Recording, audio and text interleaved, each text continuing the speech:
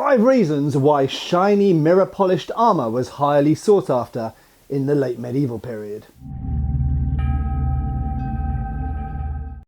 Hi folks, Matt Easton here, Schola Gladiatoria. Now, you will have known hopefully that recently I did a video talking about black armour because I sold a black armour. That's gone now. Bye bye black armour, that is no more. And I have some new armour which is going to be revealed on the channel really soon, which you're going to see little bit hints of here, I think. But one question has come up about the advantages and disadvantages of black armour, which we've looked at in that previous video, so check that out if you haven't seen that already. But a lot of armour that you'll see around is what we call satin finish. So this is a sallet by Peter Polyak, and this pretty much exemplifies a satin finish, as you can see here. Now, satin finish is much easier to achieve, it's quicker, it's cheaper than a mirror polish. Now, what do I mean by mirror polish? Well, you'll know that like a mirror. So here is an element of my new armour which is very shiny. Okay, now, as my new armour is very shiny, I thought that's a good moment to really let's consider why was shiny. Firstly, was shiny armour used? Because some people even question that. But secondly, why? 5 reasons I've thought of anyway off the top of my head. 5 reasons why mirror polished shiny armour was desirable in the late medieval period. So very briefly, yes, we absolutely know that shiny, classically knight in shining armour, mirror polished armour was used in the medieval period, 14th, 15th, 16th centuries. It's shown in art, it's referred to in written texts. 100% we know that it was used. And there have been some people in recent times who have made the assertion that blackened armour and even, you know, gilded armours and blued armours and satin polish were more common than mirror polish. Well, we don't know is the short answer to that. However, there are armours surviving in museums where underneath the lames and in the kind of recesses you can sometimes see original finish, and sometimes indeed it is blacked or blued or various other things that isn't necessarily how the rest of the armour appears today, because it's been kept in a museum and repeatedly polished or abraded in some cases or oxidised over the course of centuries. So the way that the armour looks now isn't always the same as the way the armour looked then.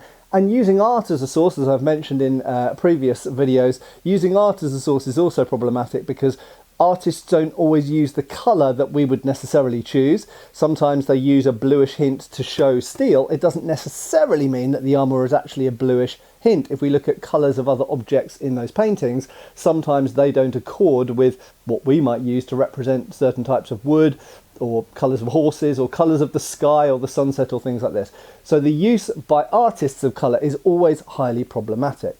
But without going into masses of detail, the fact is that we know that all of these finishes I've just mentioned, satin polish, blackened, fire blackened, oil blackened, blued, of various different types and gradients, obviously gilded, painted, all of these things were used in the medieval period. And we also are pretty much certain, due to the artistic plus the written evidence, that mirror polished armour was indeed worn and desired by some people. So why? I got to contemplating this question as I took my satin finished gauntlets here, which are from Art of Steel in Ukraine, and started polishing up to bring it to a mirror polish to match the rest of my new harness, which is mirror polished, and we're going to see a little bit of that in a second.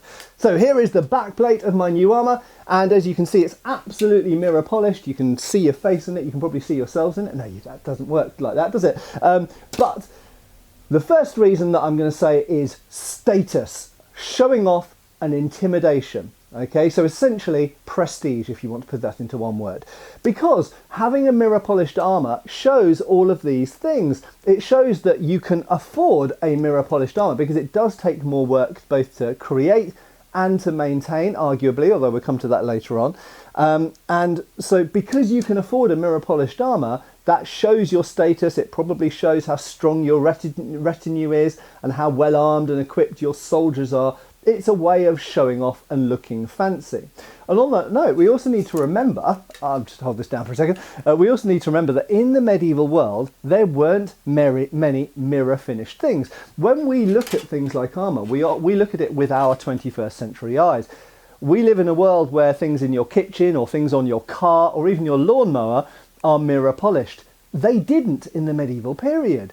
very few things would have had a mirror finish on them in the medieval times. So, therefore, something which does have a mirror polish on it, it has to be obviously certain materials like steel or bronze, and it has to have a huge amount of work put into it to bring it up to, remember, without machines, they might have water-powered mills, mill-driven wheels, but that aside, a huge amount of work and time has gone into making that mirrored object. So it shows wealth, it shows status, and therefore that's intimidating, because you have to remember we live in a deeply hierarchical world whereby a nobleman who can afford a mirror polished armour is not someone you want to mess with, because they can bring your world crashing down. Okay, they represent the government, in some ways they even represent God as well.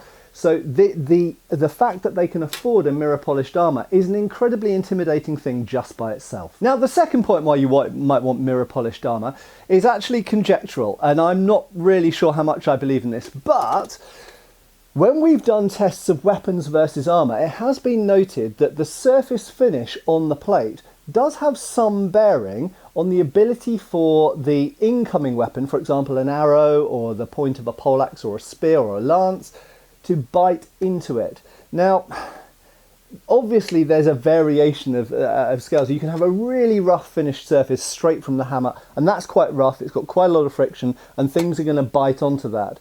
And clearly at the other end of the spectrum you have something which is mirror polished. It might then be blued or oil blackened. It can still be mirror polished and be blued or blackened, but because it's incredibly smooth, that just might give some tiny percentage of advantage to deflection.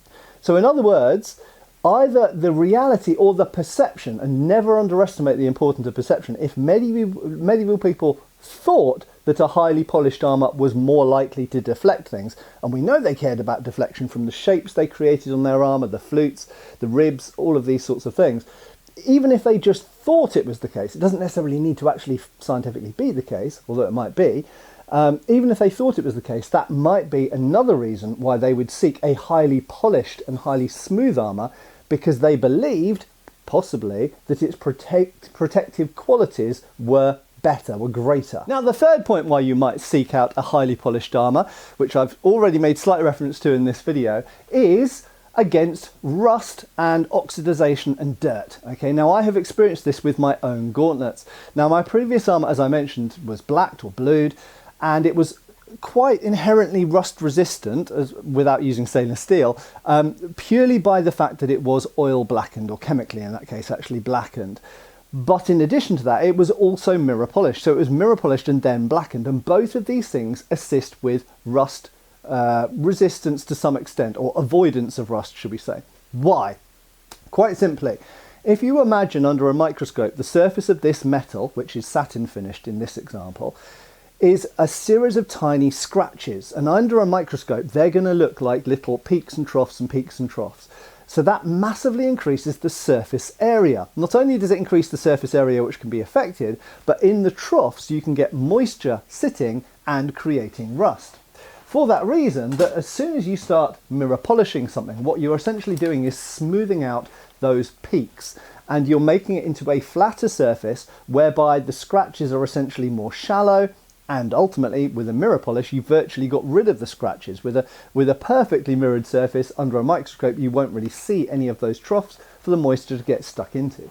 So for that reason, I'll just grab my visor here again. For that reason, many people have noted that actually in the field, a mirror polish actually is less prone to rust. That being said, when it does get rusty, it's far harder to fix, because you have to remove the rust which introduced scratches. It makes it, if you use something like wet and dry sandpaper or just sand, you end up with a satin finish, and that needs to then be brought back to a mirror polish.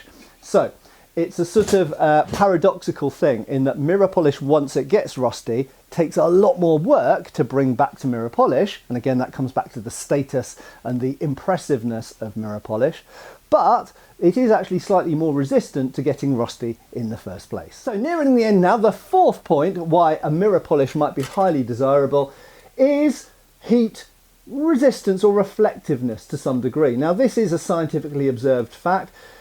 People have also noted colours. Dark absorbs heat but also emits heat quicker than light colours do. Light colours are better at reflecting heat. Metal armour is somewhat different. So whatever you know about clothes, even from your own experience of wearing a black t-shirt on a hot day or a white t-shirt on a hot day, or sporting kit like tennis gear, then bear in mind that metal functions differently, because metal is a very good conductor of heat. Clothes are a bad conductor of heat. So clothes are good for keeping you warm. Armour is rubbish at keeping you warm. You get hot in the summer in armour, and you get cold in the winter. It doesn't insulate, it radiates. Okay, so any heat that goes into this gets quickly transferred, conducted, and radiated out. That's why your radiators in your house are made of metal rather than cotton. I don't know. So there is some evidence to suggest that, despite the fact that this will get hot because it is a piece of steel, it might reflect more of the heat because it's got a mirror polish on it. That being said, because as I've said, the nature of metal armour is different to fabric, I actually think we need to do some tests on this. And so that's actually something I've got planned for the future, to actually find out, does dark armour get hotter on the inside than highly polished armour? Does the highly polished armour reflect more?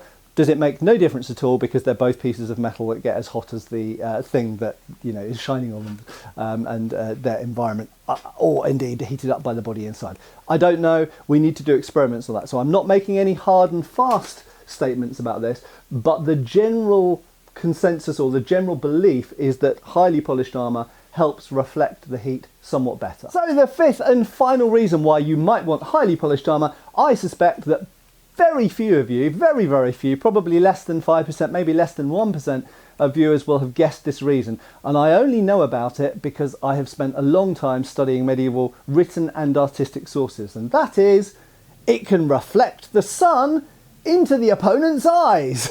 Now, believe it or not, this is actually a thing. We actually see reference to this in medieval art, whereby the sun's rays are shown coming down and bouncing off, I think it's a breastplate in that case, rather than a helmet or a visor, bouncing off the breastplate into the opponent's eyes. Now, we all know about trying to get the sun behind you, okay? And generally speaking, you don't want to have the sun in your eyes. And in fact, many of us who have sparred or done melee games or reenactment or whatever outside with a strong sun will know, especially through visor slits, that actually having the sun in your face can be a major disadvantage. However, if you've got highly polished armour, this will reflect rays in a way, quite frankly, that satin armour just doesn't. This is pretty flat. This doesn't really reflect anything at all. I mean, it looks white on camera, but it doesn't reflect the rays. So, weird and wacky. Again, it might come more down to medieval ideas and mythology and beliefs rather than necessarily the reality of combat. But I think it's a really fun, interesting one to throw in at the end there and think sort of outside of the box, the fact that shiny armour can reflect sun, and sometimes that's really unpleasant for the person fighting you. Anyway, I hope this has been thought-provoking and interesting. I have been Matt Easton. I will be again next time. I hope to see you back on the channel really soon. Take care, folks. Thanks for watching. We've got extra videos on Patreon. Please give our Facebook a like and subscribe if you haven't already. Cheers, folks.